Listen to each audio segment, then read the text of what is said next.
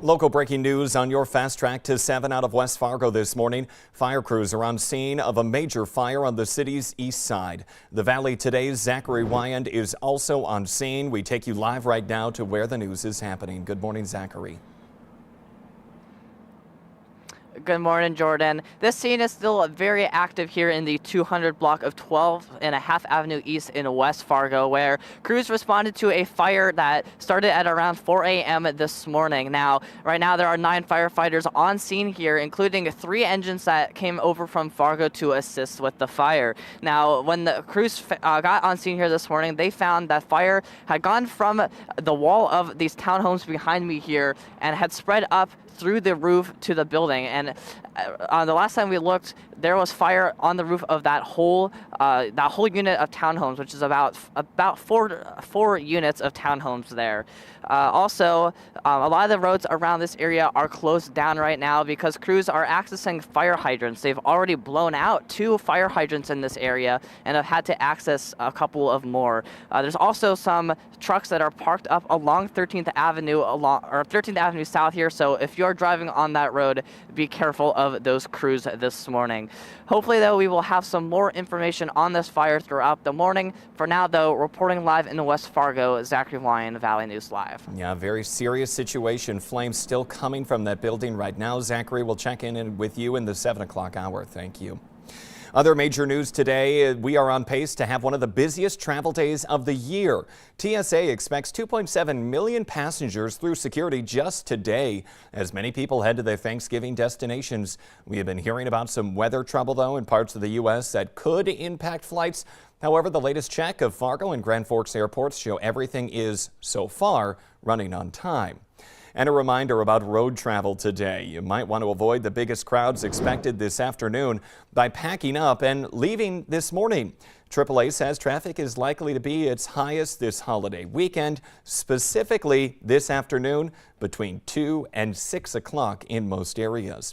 So to see how Mother Nature is cooperating with our travel plans for the holiday this morning, we go to Shelby Ebertowski for your Fast Track forecast. Good morning, Shelby. Good morning, Jordan. That sun is finally starting to rise up there in Grand Forks, and we're still sitting a little on the cooler side in those 20s, especially up in Grand Forks and Thief River Falls. 32 here in Fargo and even 34 over in Devil's Lake. Still with some cloudy skies for most of us, but throughout your day today, if you are traveling by road or even on the plains, we're still going to have our temperatures here in town on the cooler side in those 20s. We do have a chance at getting into those 30s and 40s for most of us, but for tomorrow, we're still going to have those 20s if you are driving to family for Thanksgiving dinner.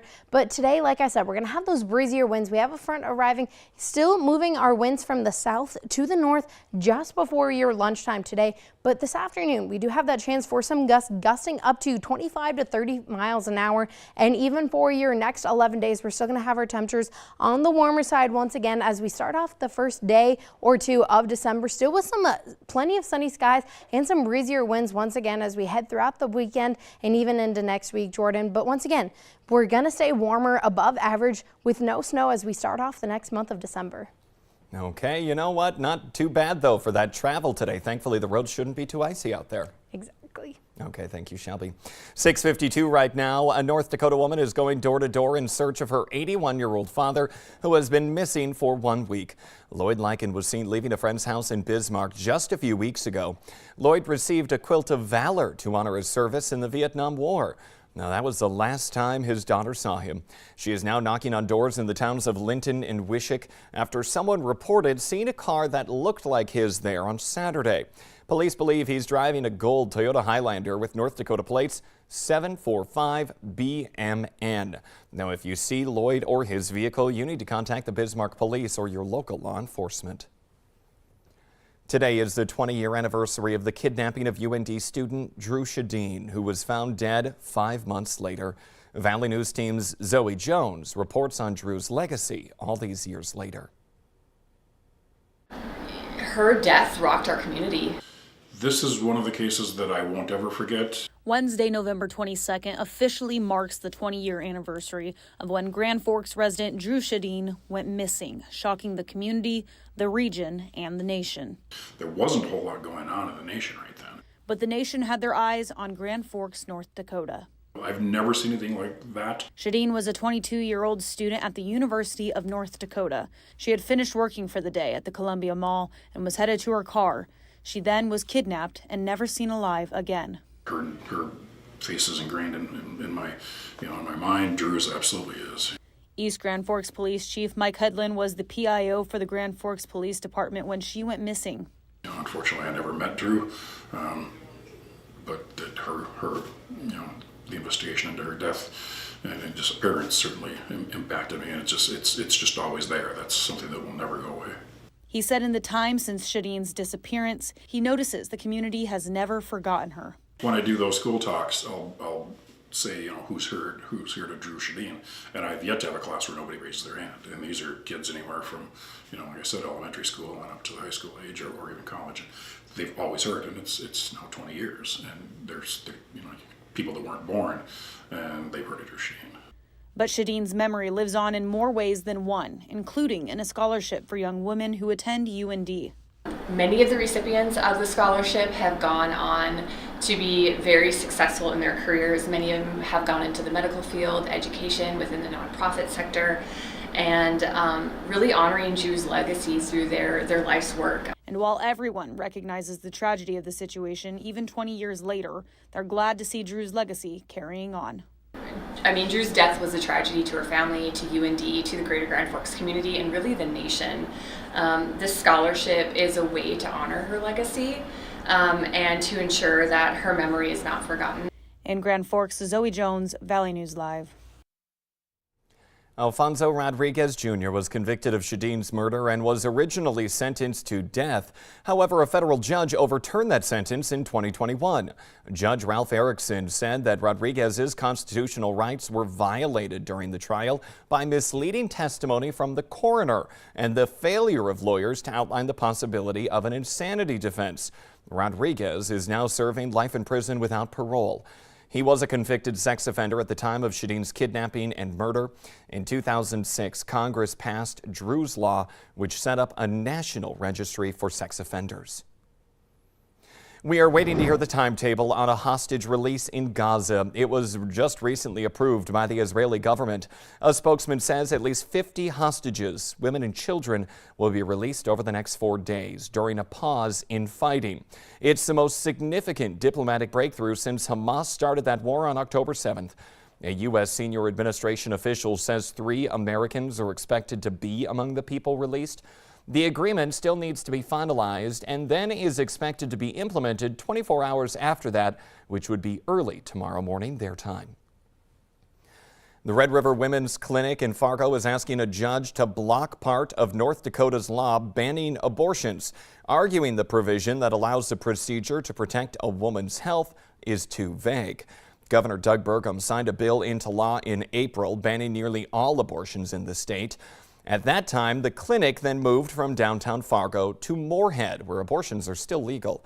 The clinic wants the injunction in place until that lawsuit goes to trial next August. A Grand Forks man could be facing life in prison after being convicted of a deadly stabbing last year. 40-year-old Kindy Jallo was also charged with tampering with physical evidence. Police were called about an unresponsive man on May 24th last year on the north side of Grand Forks. Douglas Elgert was stabbed multiple times and had a broken neck and nose. Jallo admitted to investigators that he threw away evidence because he was afraid of getting into trouble, but he denied killing anyone. A Fargo man is behind bars after police say he came to their station and then threatened officers and their families. Court documents allege that Wilmont Yalardi Jr. entered the station lobby Monday morning and asked to speak with the captain or the chief, claiming the department wrongly involved itself in his life and caused negative consequences. They say he then threatened the officers. He's now booked in the Cass County Jail on terrorizing charges. Well, you can pat these kids on the back. It was a record-breaking year for the annual Fill the Dome event. Wrapped up yesterday, and one West Fargo senior had the bittersweet moment in her final and most successful year participating. Emma Nelson is a senior at Cheyenne High School and a member of the Metro Area Student Ambassadors, an organization of student leaders that has collaborated with the Great Plains Food Bank since 2007 to conduct the largest student-led food drive in the country. I will be happy to know that we are setting the bar high for years to come, and I can't wait to hear how it goes in the future. This year's Fill the Dome collected more than 100,000 pounds of food and $30,000. That's the most food collected since 2019. Fill the Dome is a project run by area high and middle school students. The results are in on the least popular Thanksgiving dishes for the third year in a row. Cranberry sauce taking the #1 spot as the least favorite. That was in a survey done by Vacationer.com. Now rounding out the top 3 most hated, sweet potatoes or yams coming in at #2 and green bean casserole at #3. Oh man, I really like the last 2. But regardless, the Rolling Stones are now hitting the road again for a new tour in 2024. Fans can expect to see the Stones play their most popular hits, ranging from Start Me Up, Gimme Shelter, Jumpin' Jack Flash, and Satisfaction. The tour will hit 16 major cities across North America, including Chicago, New Orleans, Las Vegas, Atlanta, and Los Angeles from April through July. Tickets will go on sale December 1st. Fun fact, you really can call them some old-time rockers. Mick Jagger, 80 years old. Keith Richards is 79, and Ronnie Wood is a young 76. The Today Show on CBS Mornings just about to start, but thank you for joining us. See you tomorrow morning.